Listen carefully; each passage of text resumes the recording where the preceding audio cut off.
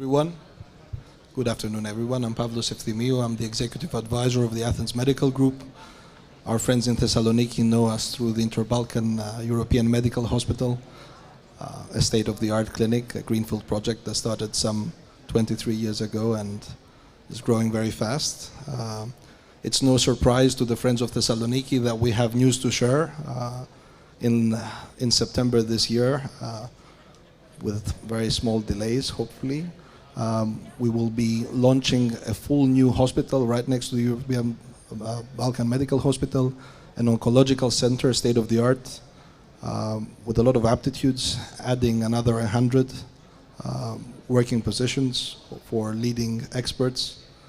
And I'm joined today by Nico Gariboldi, the site lead of the Global Center of Digital Innovation of Pfizer here in Thessaloniki, a state-of-the-art R&D center, one of the biggest investments that we've invited to Greece, and especially here in Thessaloniki, and one that creates a lot of opportunities for synergies and cooperation. And Ilias Kontoudis, head of market access of Bayer. Thank you both for joining us today. You will be sharing, Ilias and Nico, that microphone, just for housekeeping notes.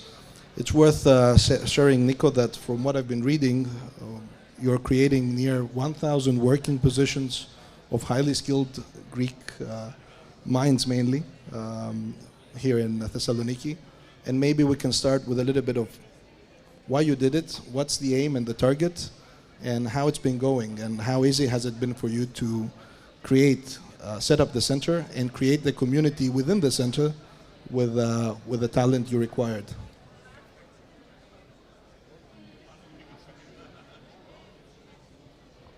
Cooperation firsthand here. Hello, can you hear me? Okay, perfect. So thanks. First of all, I'm really honored to be here with all of you for this discussion. And so what is the reason? I think the reason was something that Pfizer started to think more or less 3 years ago. So really we wanted to create the first global center for digital innovation of Pfizer, because this is a unique case within Pfizer. And in some way, we were making the business case especially based on talents. So the discussion was where we could find a place where we could find really talented young people, especially in the STEM area. And also another part of our business case, for sure, the geographic location. So as this is a global center, so people are working with more than 200 global projects across Pfizer. One of the conditions was also finding a geographical location that was in the middle of West and also East.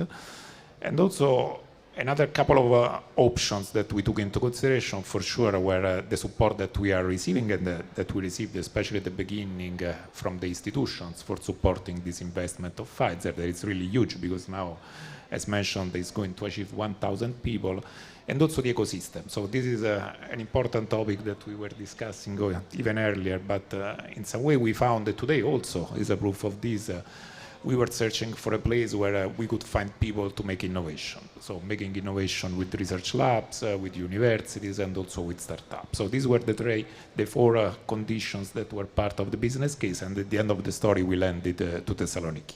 And was it justified? Did you find the talent you needed to a satisfiable level? And to what extent has it been Greek minds, Greek talent that you have been employing, and how much has it been foreign talent that you needed to bring to Greece?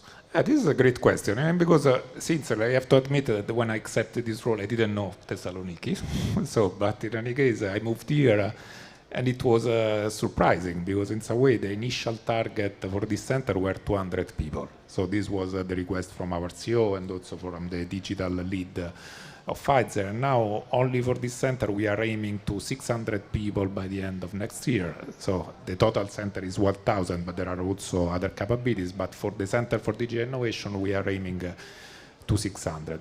And it's really, as I said, amazing the level, the quality, because I found really amazing the quality and also the education here in Greece.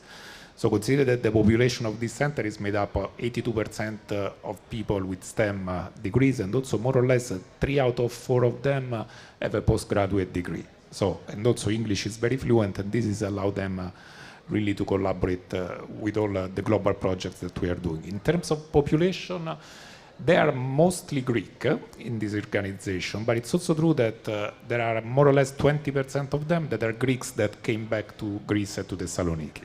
So these were people that went away for the crisis that Greece went through, for finding good opportunities because they were high skilled, and now they are happy because they found an opportunity for their capabilities and their also aspiration here at their home at Thessaloniki in Greece. So I think it was really, really successful. As we pass the floor to Ilias, Nico, I will just say that we are sharing this challenge with Pfizer, it seems, as the Athens Medical Group and Center and Interbalkan here in Thessaloniki.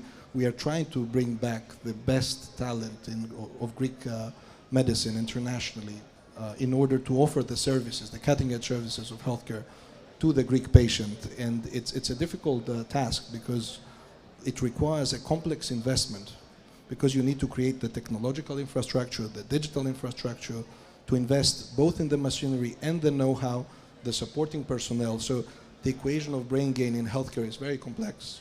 The investment is heavy and continual, and we've been doing it for 40 years with very good success. But I think that if we create more and more synergies with the proximate ecosystems, like the one of pharma, to have more, let's say, on the clinical trial end and on joint research and more collaboration, I think that we will foster even better conditions to repatriate talent, Greek talent, and basically we are talking about both brain gain and brain regain. And I was very happy to hear that you're achieving that, and I think that this will be a catalyst for the region and for Greece. Ilia, with that pass, clinical trials are something that you and Bayer take very, very seriously, and here in Greece, you've invested in that with what I think is crucial, with an investment on building know-how on clinical trials for public hospitals and for doctors, and we would love to hear more about that, how you do it and what's the aim. Thank you very much, and thank you very much also for the invitation in this amazing event. Yes, Bayer has been very strong when it comes to clinical trials in Greece. We're very much committed. Just indicatively, over the past 3 years, we have run more than 15 studies here in Greece with 700 and more patients, and coming to a total of investment of 7 million. And the projection for the next 3 years is even the same. Now, in Bayer, we also strive to go beyond that. You mentioned brain gain, brain regain. We're trying also to invest on brain maintain, if you want, or brain evolve. And one of the initiatives that we have is the Healthcare Accelerator that fits what we call a program called Clinical Trials Academy. Essentially, you mentioned about the public hospitals. We have great staff there, very knowledgeable, that what we try to do is to promote good clinical practices when it comes to clinical trials, to give them essentially the tools and the knowledge in order to progress more and gain an even bigger share when it comes to clinical trials from the European Union and even globally. Unfortunately, we know that Greece has a lot of room for improvement in this field, and we hope that over the next coming years, we will have a success story, hopefully. When you mentioned the cooperation in the healthcare sphere, let me just say that we've been studying these trends at the Athens Medical Group extensively, and the evolution of technology in healthcare, and perhaps Nico, you can also comment on that, is so fast that it's quite hard for the human factor to keep up with the pace of the evolution of technology and to be able to master it in order to trickle it down to as many patients as possible, as fast as possible. So it's a very difficult challenge. And you mentioned collaborating with the technology ecosystem, Ilias, and in many ways, this is a good place to share ideas of how we can do more on that, given the fact that we're at the Tech Summit. Is Bayer viewing that in Greece? Are you building bridges with firms, innovative firms, technological firms? I mean, you touch upon a very interesting topic. First of all, Athens Medical Group and some other places in Greece have invested a lot in how we can improve and take clinical trials to the next level. Bayer per se, just to give an example, is investing a lot in what we call digital twins. Essentially, we use electronic health records in order to create digital twins of patients and utilize that in clinical development. I mean, imagine that, for example, we can have a control arm in a clinical trial without actually having the patients waiting there and having to sacrifice the opportunity cost. So we can use that as a control arm and have clinical trial results. In Greece, unfortunately, we're a little bit behind when it comes to electronic health records. We still need a lot to be done when it comes to the legal framework, GDPR. We have to harmonize with the European regulation and so on and so forth. But at the same time, there is a great opportunity here because we have a very centralized system. I mean, all the prescription data are going through one centralized system, and there are great opportunities when it comes to the Recovery and Resilience Fund, where a lot of funds will be invested in developing these electronic health records. So I think that if we capitalize all this, we're going to be at the forefront at some point. Nico, this is, I think, a good opportunity to take from your expertise. You're heading digital transformation on the one hand, and at the same time, we just read, and I'm very happy about that, that a new investment is being born out of your site, which is the clinical trial site, which will create another 100 places Correct. for work. So I think if I can come back to your question, so about the speed, about, I would say, acceleration, I think that this is one of the key elements and also guiding principle for Pfizer. So we are really considering a quote that is time is life.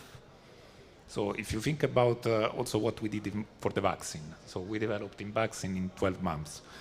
So, and this is really part of the critical role of digital supporting all the life cycle of the product. And one of the most important is also clinical trials. So I think really that this is a key component of our organization, but in general digital. So we are in some way accelerating and simplifying all the activities within a pharma company for, at the end of the story, arriving earlier to patients. So this is really key. And as I said, digital is supporting everything from drug research to drug development, and so even clinical trials, but also the delivering of drugs. So if the question is how you are accelerating through digital, this is the answer. So really, digital is key for the speed of our delivery to patients. I mean, just in the region, in terms of numbers, our group is running in Thessaloniki, in the Inter-Balkan, 87 clinical trial programs, and we're seeing over 160 patients every month. And this is a very important pillar for our R&D, for our research, and our, let's say, evolution as a group. We see this as part of our offering, and we want to be at the forefront. And I want your comment and Ilias's on how we can work more together. I believe that we leave a lot of untapped potential on the table as Greece. And you have the international know-how, Nico and Ilia, you yourself, you're the head of market access internationally.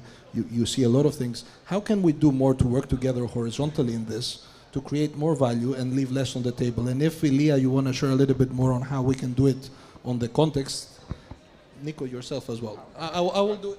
Look what I will do. I will give you both the microphones if you want. It's fine. No problem. So I would say for us, we started already in this direction because, for example, recently we hosted a workshop also with the Ministry of Health. So I really believe in the collaboration and also, as you said, in the transversal connection of all the stakeholders of the ecosystem, because this is an accelerator. It's an accelerator for performing, for sharing know-how. So really, this workshop, for example, that we hosted on December, more or less, was really an example. So we collaborated with the Ministry of Health for, in some way, defining a little bit with them the roadmap for clinical trials. And also, as you said, we made available also a little bit our know-how, our expertise. So, for example, people working globally in clinical trials were part of this discussion. So for me, I'm open. This is part of the strategy of the Global Center of Digital Innovation, but I really believe in it. So more and more people will come knocking on your door. Nico and Ilia, if there is any, you have a deep understanding of the Greek limitations at the moment with the framework. Can we unlock more potential both with B2B, so private partnerships, and also with a state review of this pillar so that we can unlock more growth on the clinical trials and research side? For sure. I mean, first of all, as Nico said, in order to, the way there is only through the dialogue, through collaboration, And the first thing that we need is to develop platforms where we can exchange this knowledge and develop roadmaps on how we can move forward. Now, sorry, as far as what we can do, I mean, as I said, Greece is a very centralized country when it comes to health data. This could be capitalized and essentially imagine that we could create a big data center that healthcare application developers could come and test these beta versions. And it's a win-win situation for both. I mean, patients can utilize that. I mean, we see a lot of development when it comes to distant patient monitoring. This would alleviate a lot of the workload from the public hospitals and would enhance a lot the primary care. And on the other hand, patients can benefit from that. The economy can benefit of that because we will have startups developing applications that will have applicability not only in Greece but globally. So, I mean, we have to create an ecosystem that will fertilize all this, let's say, collaboration. And as I said, at the end of the day, it's a win-win situation for everyone. At the same time, I mean, you mentioned Athens Medical Group, Inter-Balkans. In countries like Israel or in Sweden, we know that already there are biobanks, there are, this type of innovation where you collect all this data in order, with the utilization of AI, to start developing new solutions for the patients for faster, as Nico said, for faster delivering of solutions when there is a need. So there are multiple facets on what we can do, but we have to collaborate and we have to collaborate fast on this one. Nico and Ilya, I think that just now the ping pong we had delineated the compass for more intensive and multifaceted cooperation on this, and that there is potential not just on one niche environment of healthcare and health tech, but also horizontally we work together. We can think of ideas of how some big investments can be born from Greece, from Greek entrepreneurs, close to the strategic investment that Pfizer did, but also through the lens of Bayer. Ilya, the things you mentioned, we can talk more about it. Let's keep it for a private discussion, and let's return on the big picture, which is that something is happening and something is changing in Greece. And you saw the opportunity, Nico, as Pfizer, and you made this strategic investment. And I will say that this is a qualitative investment. Not all investments of foreign players are the same. The way you're describing it, you're leaving, let's say, room for Greek entrepreneurship, Greek innovation to come and interact. Not only you're leaving, you're seeking it at times. And as we were preparing and discussing, you mentioned that you're seeing research centers, research students even, and you're instilling ideas for entrepreneurial growth around this, but also research which is tangible and can be translated into entrepreneurial activity. And this is super important. Are you seeing encouraging communities here in Thessaloniki and more widely in Greece that you will be engaging over time? Yes, for sure. As I said, this was one of the key component of the business case. But really, as I said, there are two ways that we are collaborating a little bit with all the ecosystem here in Greece. One is for human capital, and this, as I said, has been proved that it worked and it's been really successful. The other part, it's for making innovation. So really, I think that this year we made more or less 10 research partnerships with the external ecosystem of Greece. And these are really important, as you said, on cutting-edge technology. We are making collaboration on quantum computing. We are making collaboration of voice-based diagnostic approach. So really, these are the cutting-edge technology. And I'm really amazed of the level of competencies and also innovation that we are finding here. Because one thing is having capabilities, but also another key component that we found here in Greece is the entrepreneurship approach. So I think this is a key component of innovation. And really we found young people, talented people that took on the table innovation ideas and new perspectives. And considering also this, that Pfizer is a big giant, is the first company, I would say, pharma company in the world, and it sometimes can be a little bit slow in making innovation, in making project, I would say. But now, also through these collaborations that we are making here with young entrepreneurship, with startup, with research center, it's also accelerating the way that we are making innovation, because they can be quicker in some way, taking also new perspective to a big company like Pfizer. Yes, I think that now I'm going to switch hats, and I'm simultaneously Director General of the Hellenic Entrepreneurs Association. And this is what we are saying to the entrepreneurs who have reached a very big size and they are attempting innovation internally. And this is very good. It's key to organic growth. But imagine what an accelerator or let's say infusion of ideas and talent could be, interacting more with startups, with tech firms, with very dynamic ecosystems like the one we experience here in Beyond, and to distill the team with new ideas, fresh perspectives, and potentially create partnerships, synergies, even acquisitions if you want. This is a part of the compass to growth, and it was not common, Nico, to Greece. And Ilia, I don't know if you are also seeing a change in the culture, a change in the dynamism of the Greek wider ecosystem, mature and startup, because the interaction between mature and startup entrepreneurship maybe even has a higher multiplier than just leaving the startup landscape alone. For sure. I mean, there is great improvement. I mean, as Bayer, through the Healthcare Accelerator, we collaborate with all the big universities. We contribute in the dialogue and the synergies between the accelerators within the universities. We provide new horizons to the students that are part of these universities on what they can do when it comes to clinical development or other research opportunities. However, let me touch upon a paradox here in Greece, because I think we have great dynamism when it comes to new technologies development. I mean, we heard from Nico what is happening here, and we know that there are many, many startups here in Greece, some of them very successful. We even had some unicorns. On the other hand, when it comes to digital health, we are very much behind on adapting this in the general population. I mean, we still discuss about telemedicine when it comes to the public sector, which is, you know, in the old days it was how we can communicate between one public hospital in Athens, let's say, with a health clinic or a health center in an island.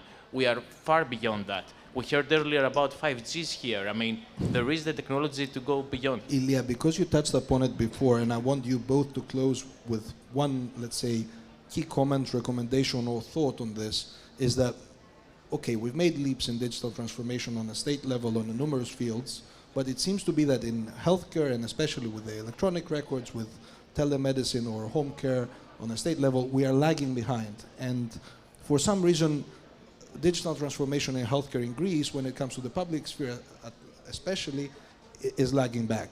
So what can we do? What would be your thoughts on improving this? Any recommendations or ideas? And you can both close with that. Right, let me start. I mean, I think there is at least the willingness now over the past couple of years to make steps forward. So from our side as Bayer, what we do is to contribute into this dialogue. First of all, we collaborate with patient associations to understand what are their needs and what is the level of the digital health literacy, and what can we do in order to develop that to the next level so people can be ready to absorb what is coming. But also, I think activities like the one Nico mentioned, like the workshops, and we want to engage with the state in order to understand how we can contribute to the next day on, for example, how can we have digital health applications when it comes to patients with cardiovascular problems. How can we monitor them? How can we increase the adherence of the treatment there? And so on and so forth. And these are going to be very beneficial not only for the patients, but also for the healthcare system, for the state in saving costs, saving resources, and so on and so forth. And Nico? For me, as I said, there are a couple of comments on that. So for sure, I would say one of the key for this digital transformation, for supporting the digital transformation, it's really this approach that we were commenting. So having a more integrated and also ecosystem approach, this is key. But also something that can support really a digital transformation. But this is not only true for the, I would say, the Greek state, it's true in general, also for the companies, that we have to have a different mindset. It's not applying digital to the processes or the way of working, but it's thinking digital. So I think it's really a different approach. And for the transformation, you have to make this change in your mindset. So this could help a little bit more. So both of you touched on, let's say, a retraining, a change of culture bottom up through workshops, through interaction, and the digital mindset. Nico, I think we will need another panel with you on that, just on how we train the digital mind, because in some ways we had a top-down transformation. So in some cases, the state has leapfrogged, let's say, the private sector's digitization, and that was with COVID being a catalyst of that. But harmonizing this and thinking digitally, I think we have to cover some ground when it comes to Greece with that. So we will need more of your time, Nico, Elia. Thank you both so much. Thanks a lot. Thanks for the invitation. Thank you very much. Thanks a lot.